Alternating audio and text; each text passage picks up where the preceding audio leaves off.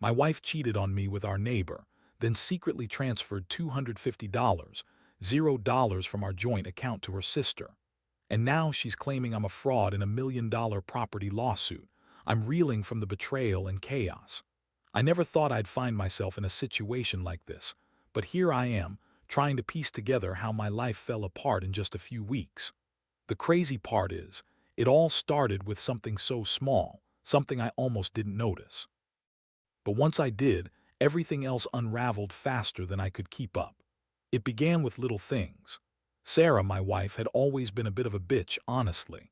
She was sharp-tongued, always quick with a snide comment or a sarcastic remark, but I figured that was just her personality. We'd been married for 6 years, and for the most part, I thought we had a decent life. She was ambitious, always chasing some new project or idea, and I was content working my job as a project manager. We had a nice house, a couple of cars, and a pretty good financial situation, until the cracks started showing. At first, I noticed she was acting weird, secretive. Even, she'd hide her phone more often, and her excuses about where she was going or who she was talking to started sounding flimsy. I'd catch her looking at her phone late at night, sometimes quickly hiding the screen when I entered the room. I brushed it off, thinking maybe she was just stressed or overworked. But then, the little signs turned into something more concrete. One day, I was in our bedroom, tidying up, and noticed her phone was buzzing constantly. I glanced over and saw a string of messages from someone named Jake. The way she responded, it wasn't just friendly. It was flirtatious, even suggestive. I don't consider myself naive, but I never expected my wife to be having an affair with our neighbor of all people. His name is Tom, a guy who lives just 2 houses down. They'd always been friendly, maybe a little too friendly, but I never thought it was anything serious, until I saw those texts. The messages were full of sexual innuendos, plans to meet up later, and a lot of talk about how much better she felt with him. I felt my stomach drop, my mind race trying to process what I was reading. I felt betrayed by her, by Tom, by the whole damn world. I didn't want to jump to conclusions, so I decided to do some digging. I checked her phone again when she was out running errands. That's when I found the real shocker. A series of bank transfers from our joint account 250, transferred secretly to her sister's account. I couldn't believe it. How could she do this? We had a decent savings, enough for a good future, and suddenly she's draining our account like some kind of scammer. I looked at the transaction details and it was labeled as family support, but I knew better. Her sister, Lisa, lives across town and doesn't need that much money. I called Lisa and she was evasive, claiming she needed help with her mortgage. But I knew Lisa well enough to know she'd never ask for that much without a good reason. That's when it hit me. This was more than just an affair. My wife, Sarah, was lying, cheating, and stealing from us all at once. I felt a mix of rage, heartbreak, and confusion. How could she turn our life into a web of lies? How long had this been going on? And why? All I ever wanted was a stable, honest marriage. Instead, I found out she'd been secretly screwing our neighbor, draining our savings, and now she was throwing around accusations that I was some kind of fraud in a property lawsuit involving $1 million estate. It was like my entire world was collapsing in on itself. I didn't sleep that night, just lying in bed, staring at the ceiling, replaying everything I'd uncovered. My mind kept circling back to her lies, her sneaky behavior, and the fact that she'd been hiding all of this from me for who knows how long. I felt numb, but also furious. I needed to confront her, I needed answers. But I also knew, deep down, that nothing would be the same after this. I was about to find out just how far she was willing to go to keep her secrets hidden. The next morning, I woke up feeling like I'd been hit by a truck. My head was pounding, my stomach was in knots, and all I could think about was what I had to do. I knew I couldn't keep living in this fog of lies and betrayal. I needed to face her, get some answers, and decide what the hell I was going to do next. Sarah was already up, acting as if everything was normal. She was in the kitchen, pouring herself a cup of coffee, her usual bitchy smirk plastered on her face. She looked at me with those sharp, calculating eyes and asked how I slept. I didn't answer right away. Instead, I just stared at her, trying to gauge her reaction. I could see a flicker of something, nervousness, guilt. Or maybe just her usual bitchiness masking her real feelings. Finally, I said, "We need to talk now." Her expression hardened. "What's there to talk about? I'm busy, so make it quick." That's when I dropped the bombshell. I told her I knew about the affair with Tom. Her face didn't change much at first, but then I saw her eyes flash with anger and defiance. "You're crazy," she snapped. "You've been spying on me. You're paranoid." I wasn't about to let her brush it off. I pulled out the evidence, the texts, the bank transfer receipts, everything. Her face went pale for a second then. She started to lie. "That's all just a misunderstanding," she said. "Tom's just a friend. I was only talking to him about the garden, the kids' school stuff. You're overreacting." I didn't buy it. I could see right through her bullshit. "You're lying, Sarah. I saw the messages. You've been screwing him. How long has this been going on? Weeks? Months?" She scoffed. "You don't know what you're talking about. You're just jealous. Tom's a good neighbor. You're making something out of nothing." I felt my blood boil. How could she be so dismissive? So dismissive of everything, our marriage, our life, my feelings. I told her I knew about the money transfer too, that I saw her sending $250, $0 to her sister's account. She tried to deny it, but I had the proof. That's when her mask started to crack. She threw a tantrum, shouting, accusing me of being controlling, paranoid, and jealous. "You're just mad because I'm smarter than you. I've been planning this for a while. You're too blind to see it. I'm done with this life. I don't need you." That's when I realized she wasn't just cheating. She was actively trying to destroy what little stability we had. I felt a strange mix of sadness and rage. I had trusted her for years, and now I was faced with the reality that she'd been lying to my face, secretly screwing our neighbor, stealing from us, and trying to manipulate her way out of everything. I told her she needed to leave. I couldn't live with her anymore, not after everything I'd uncovered. She screamed, called me a fraud, and told me I'd regret this. But I knew I couldn't stay silent anymore. I was done being the fool in this story. I wanted justice, or at least some kind of closure. That day marked the beginning of a new chapter, one I wasn't prepared for, but one I was determined to face head-on. I didn't sleep that night either. I just sat there, staring at the wall, replaying every moment, trying to figure out how I'd let it all get so out of control. I knew she was capable of anything now, and I had to be ready for whatever was coming next. After that explosive confrontation, I knew I couldn't just sit around and wait for things to blow over. Sarah had left the house, slamming the door behind her, and I was stuck with a whirlwind of emotions: anger, betrayal, sadness, and a deep sense of loss. But underneath all that, there was also a creeping feeling that I needed to get ahead of her, to protect what was mine, and to make her pay for all the damage she'd done. In the days that followed, I started digging deeper. I hired a private investigator to follow her, to find out exactly where she was going, who she was meeting, and what she was up to. I needed to know if she was planning something, if she had more skeletons hidden away, or if she was just trying to cover her tracks. The pie came back with some shocking details. She'd been meeting with Tom more frequently than I thought, often late at night, sometimes in different hotels, always with her phone turned off or hidden. Meanwhile, I discovered something even more disturbing. Sarah had transferred a huge chunk of our joint savings, 250, to her sister Lisa's account. I looked into it, and Lisa was claiming she needed the money for her mortgage, but I knew better. Lisa was always a little shady, always in some sort of financial mess, but this was different. Someone had told me Lisa had been funneling the money into some kind of side business, something illegal, I suspected. I couldn't let this slide. That money was supposed to be our future, not some scheme to fund her sister's reckless plans. While all this was happening, Sarah started to spin her own stories. She called me a fraud, claiming I was trying to ruin her reputation, that I was jealous of Tom, and that I'd fabricated everything. She even went as far as to accuse me of being the one cheating, saying I was just jealous because she'd found someone better. I could hear the venom in her voice, and honestly, it made my blood boil. She was so good at lying, so convincing when she wanted to be. It was like she had a whole arsenal of excuses ready for when things got tough. But I wasn't buying her bullshit anymore. I had proof: texts, bank statements, witness accounts. I was starting to see a pattern. Sarah was manipulative, reckless, and dangerous. She was willing to destroy our marriage, steal our money, and even lie about me in court just to cover her own ass. I knew I had to act fast before she tore everything apart. That's when I decided to take revenge. Not in some reckless way, but carefully, strategically. I wanted her to feel the sting of betrayal she'd given me. I started by hiring a lawyer to look into the lawsuit she was filing against me, claiming I was a fraud in some multi-million-dollar property case. I knew she was trying to manipulate her way into a big payday, but I had my own plans.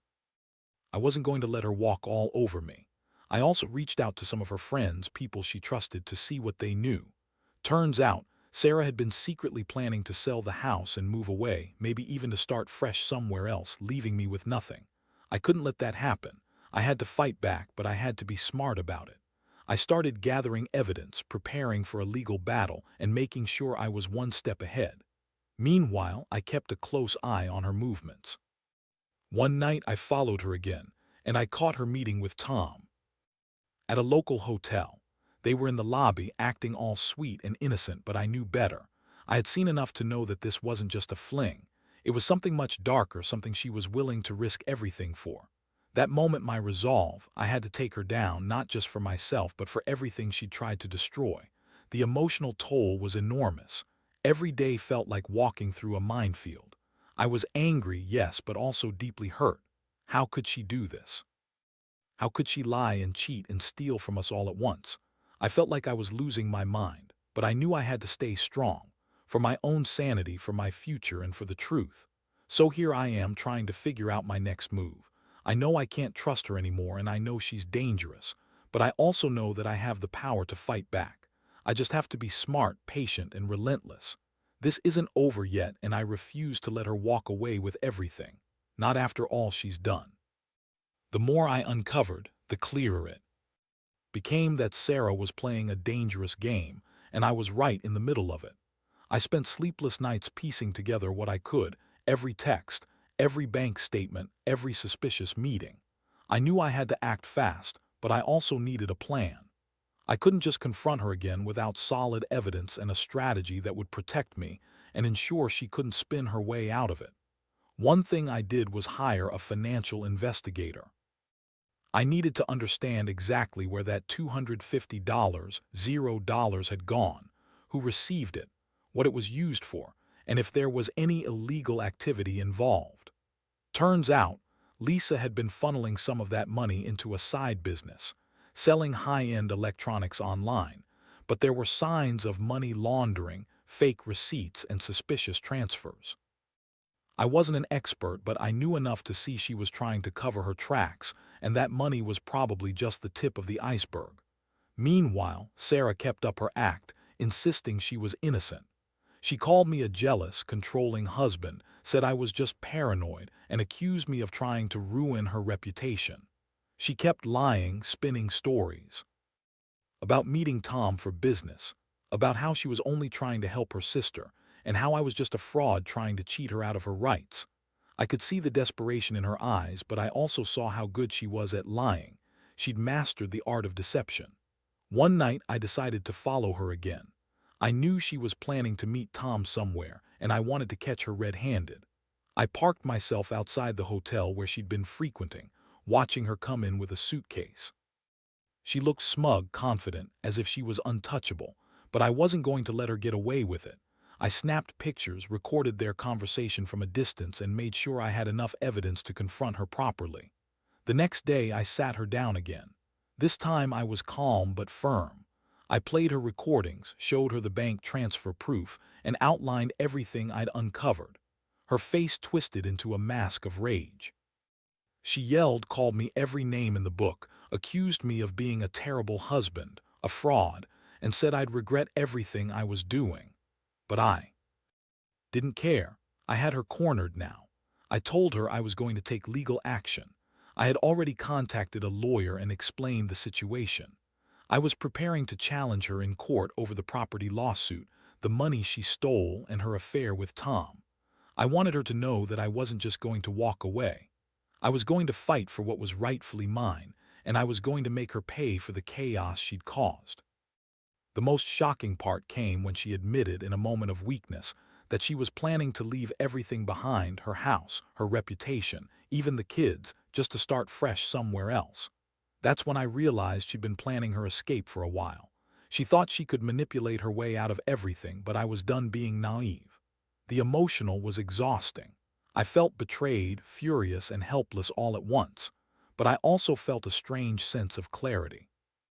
I realized I had been a fool to trust her blindly for so long. Now I had to get my life back on track, no matter how messy or painful it was.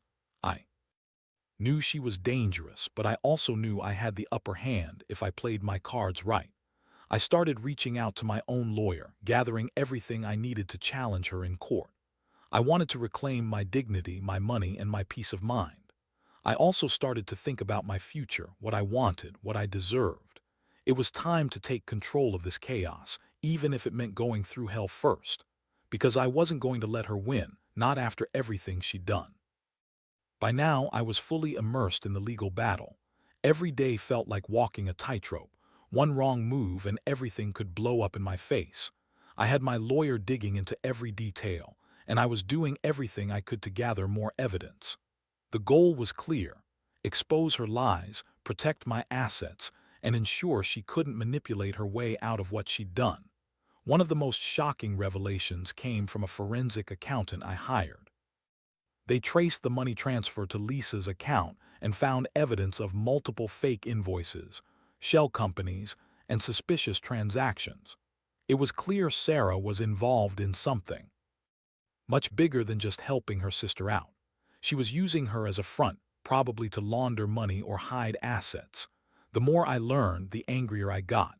All those years of trust, all those promises, and it was all a lie. Sarah kept denying everything, of course, but her lies were crumbling fast. She accused me of being controlling, of trying to ruin her reputation, and even claimed she was the real victim here. She insisted she was innocent of any wrongdoing, that Tom was just a friend, and that the money transfer was a mistake. But her stories didn't add up. The evidence was mounting, and I could see she was starting to panic. Meanwhile, I started to prepare for the worst-case scenario. She might try to run or hide.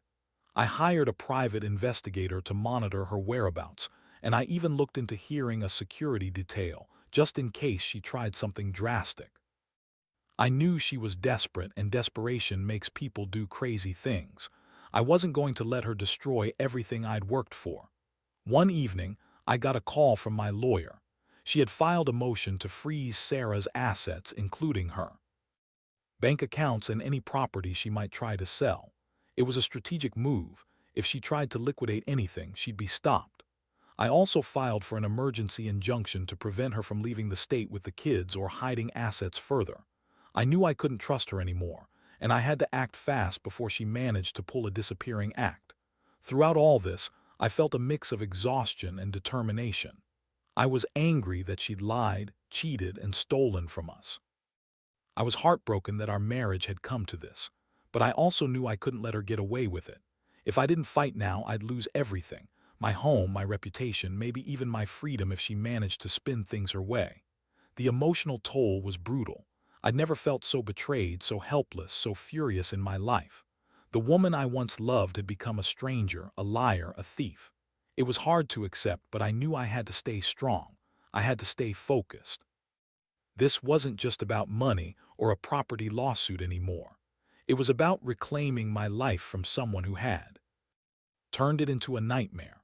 Looking back, I realize how naive I'd been. I thought I knew her, thought I could trust her, but she proved me wrong in the worst way possible. The only thing left was to finish what I started, to see her exposed and to rebuild my life from the ashes. I didn't know exactly how it would end, but I was determined to come out on top. Because at the end of the day, I knew I deserved better than this mess she'd created. The courtroom was a circus, but I knew I had the truth on my side. Everything I'd uncovered, the texts, the bank transfers, the fake invoices, the suspicious meetings, was laid bare. Sarah's lies had started to unravel piece by piece. Her attempts to deny, spin, and manipulate only made her look more guilty. Watching her squirm under oath was almost satisfying. She looked like a cornered animal, and I felt a strange sense of justice creeping in. In the end, the judge granted the motions to freeze her assets, and issued a temporary restraining order preventing her from selling any property or leaving the state with the kids. The law was on my side, and I finally felt some relief. But it wasn't just about the legal victory. This was about reclaiming my life, my sanity, and my future. Sarah's reaction was pure chaos. She screamed, called me every name imaginable, and accused me of ruining her life. She tried to threaten me, claiming she'd ruin me in court, that I'd never get custody of the kids, and that I'd be broke and humiliated. But I'd been prepared for this. I had evidence of her affairs, her financial crimes, and her lies. I knew exactly what I was doing. The aftermath was messy but clarifying. I filed for divorce, and surprisingly, the process was smoother than I expected, probably because the evidence was so overwhelming. I moved out of the house, leaving behind a place filled with her lies and betrayal. I started fresh, focusing on rebuilding what I'd lost. The kids, they're with me now, and I'm doing everything I can to give them stability and love, something Sarah clearly couldn't provide. I've also been working on my mental health, seeing a counselor to process everything and make sense of the betrayal. It's been a long road, and I still have scars, but I'm better for it.